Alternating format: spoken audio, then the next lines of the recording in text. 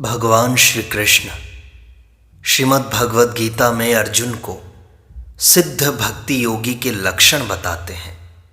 भगवान कहते हैं, सर्वभूत स्थितम यो माम भजत्येकत्वमास्थितः सर्वथा वर्तमानोपि स योगी मयि वर्तते।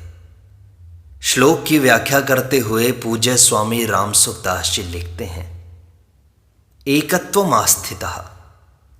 पूर्व श्लोक में भगवान ने बताया था कि जो मेरे को सब में और सबको मेरे में देखता है उसके लिए मैं अदृश्य नहीं होता और वह मेरे लिए अदृश्य नहीं होता।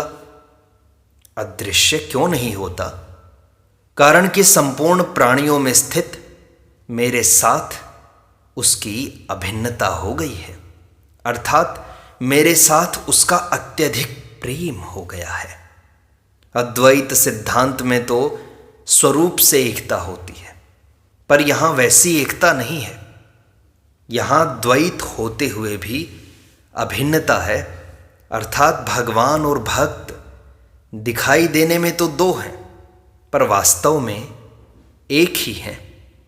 ज्ञान में तो दो होकर एक होते हैं, पर भक्ति में प्रेम के विलक्षण आनंद का आदान प्रदान करने के लिए, प्रेम का विस्तार करने के लिए एक होकर दो हो जाते हैं।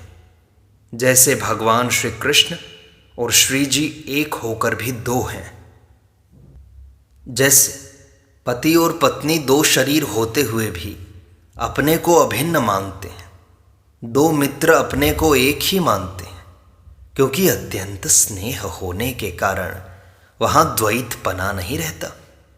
ऐसे ही जो भक्ति योग का साधक भगवान को प्राप्त हो जाता है, भगवान में अत्यंत स्नेह होने के कारण उसकी भगवान से अभिन्नता हो जाती है।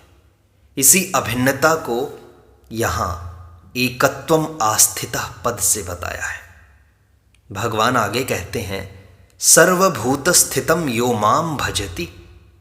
सब देश काल वस्तु व्यक्ति घटना परिस्थिति आदि में भगवान ही परिपूर्ण है, अर्थात संपूर्ण चराचर जगत भगवत स्वरूप ही है। वासुदेवः सर्वम, यही उसका भजन है। सर्वभूत स्थितम पद से ऐसा असर पड़ता है कि भगवान केवल प्राणियों में ही स्थित है, परंतु वास्तव में ऐसी बात नहीं है। भगवान केवल प्राणियों में ही स्थित नहीं है, अपितु संसार के कण कण में परिपूर्ण रूप से स्थित है। जैसे सोने के आभूषण सोने से ही बनते हैं, सोने में ही स्थित रहते हैं और सोने में ही उनका पर्यवसान होता है, अर्थात सब समय एक सोना ही सोना है। परंतु लोगों की दृष्टि में आभूषणों की सत्ता अलग प्रतीत होने के कारण उनको समझाने के लिए कहा जाता है कि आभूषणों में सोना ही है। ऐसे ही सृष्टि के पहले, सृष्टि के समय और सृष्टि के बाद एक परमात्मा ही परमात्मा है, परंतु लोगों की दृष्टि में प्राणियों और पदार्थों की सत्ता अलग प्रतीत होने के कारण उनको समझाने के लिए कहा जाता है कि सब प्राणियों में एक परमात्मा ही है, दूसरा कोई नहीं है। इसी वास्तविकता को यहाँ सर्वभूत स्थितम माम पदों से कहा गया है। भगवान आगे कहते हैं, सर्वथा वर्तमानोपि स योगी मयि वर्तते। वह शास्त्र और वर्ण आश्रम की मर्यादा के अनुसार खाते पीते, सोते जागते, उठते बैठते आदि सभी क्रियाएं करते हुए मेरे में ही बरतता है, मेरे में ही रहता है। कारण कि जब उसकी दृष्टि में मेरे सिवाय दूसरी कोई सत्ता ही नहीं रही, तो फिर वह जो कुछ बर्ताव करेगा उसको कहाँ करेगा? वह तो मेरे में ही सब कुछ करेगा। 13वें अध्याय में ज्ञान योग के प्रकरण में भगवान ने यह बताया कि सब कुछ बर्ताव करते हुए भी उसका फिर जन्म नहीं होता। सर्वथा वर्तमानोपि न स भूयो भी जायते। और यहाँ भगवान ने बताया कि सब कुछ बर्ताव करते हुए भी वह मेरे में ही रहता है। इसका तात्पर्य यह है कि वहाँ संसार से संबंध विच्छेद होने की बात है और यहाँ भगवान के साथ अभिन्न होने की बात है। संसार से संबंध विच्छेद होने पर ज्ञान योगी मुक्त हो जाता है और भगवान के साथ अभिन्नता होने पर भक्त प्रेम में एक विलक्षण रस का आस्वादन करता है जो अनंत और प्रतिक्षण वर्धमान है। यहाँ भगवान ने कहा है कि वह योगी मेरे में बर्ताव करता है, अर्थात मेरे में ही रहता है। इस पर शंका होती है कि क्या अन्य प्राणी भगवान में नहीं रहते? इसका समाधान यह है कि वास्तव में संपूर्ण प्राणी भगवान में ही बरतते हैं, भगवान में ही रहते हैं, परंतु उनके अंतःकरण में संसार की सत्ता और महत्ता रहने से वे भगवान में अपनी स्थिति जानते नहीं, मानते नहीं। अतः भगवान में बरतते हुए भी, भगवान में रहते हुए भी उनका बर्ताव संसार में ही हो रहा है, अर्थात उन्होंने जगत में अहमता ममता करके जगत को धारण कर रखा है। ययेदं धार्यते जगत, वे जगत को भगवान का स्वरूप न मानकर अर्थात जगत समझकर बर्ताव करते हैं।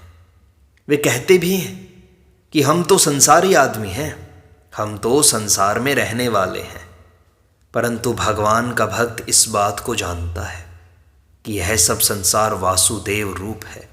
अतः वह भक्त हरदम भगवान में ही रहता है और भगवान में ही बर्ताव करता है।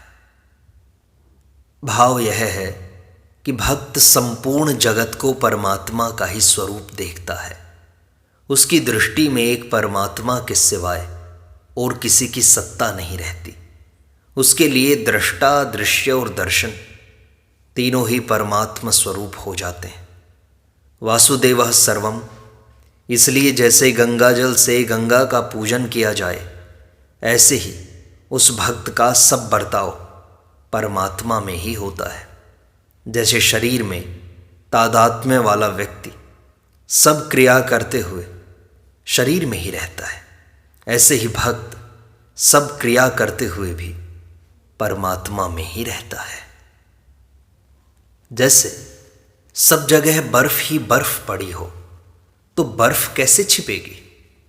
बर्फ के पीछे बर्फ रखने पर भी बर्फ ही दिखेगी। ऐसे ही जब सब रूपों में एक भगवान ही है तो फिर वे कैसे छिपे, कहाँ छिपे और किसके पीछे छिपे? क्योंकि एक परमात्मा के सिवाय दूसरी सत्ता है ही नहीं। परमात्मा में शरीर और शरीरी, सत और असत, जड़ और चेतन, ईश्वर और जगत, सगुण और निर्गुण, साकार और निराकार आदि कोई विभाग है ही नहीं। उस एक में ही अनेक विभाग हैं और अनेक विभागों में वह एक ही है। वह विवेक विचार का विषय नहीं है, अपितु श्रद्धा विश्वास का विषय है। अतः सब कुछ परमात्मा ही है। इसको साधक श्रद्धा विश्वास पूर्वक मान ले, स्वीकार कर ले। दृढ़ता से मानने पर फिर वैसा ही अनुभव हो जाएगा। साधक पहले परमात्मा को दूर देखता है, फिर नजदीक देखता है, फिर अपने अंदर देखता है और फिर केवल परमात्मा को ही देखता है। कर्मयोगी परमात्मा को नजदीक देखता है, ज्ञान योगी परमात्मा को अपने में देखता है और भक्ति योगी सब जगह परमात्मा को ही देखता है। एक मार्मिक बात है कि जब तक साधक एक परमात्मा की सत्ता के सिवाय दूसरी सत्ता मानेगा, तब तक उसका मन सर्वथा निरुद्ध नहीं हो सकता। कारण कि जब तक अपने में दूसरी सत्ता की मान्यता है, तब तक राग का सर्वथा नाश नहीं हो सकता और राग का सर्वथा नाश हुए बिना मन सर्वथा निर्विषय नहीं हो सकता। राग के रहते हुए मन का सीमित निरोध होता है, जिससे लौकिक सिद्धियों की प्राप्ति होती है, वास्तविक तत्व की प्राप्ति नहीं होती। दूसरी सत्ता की मान्यता रहते हुए जो मन निरुद्ध होता है उसमें व्युत्थान होता है, और उसमें समाधि तथा व्युत्थान ये दो अवस्थाएं होती हैं। कारण कि दूसरी सत्ता माने बिना दो अवस्थाएं संभव ही नहीं है। अतः मन का सर्वथा निरोध दूसरी सत्ता न मानने से ही होगा।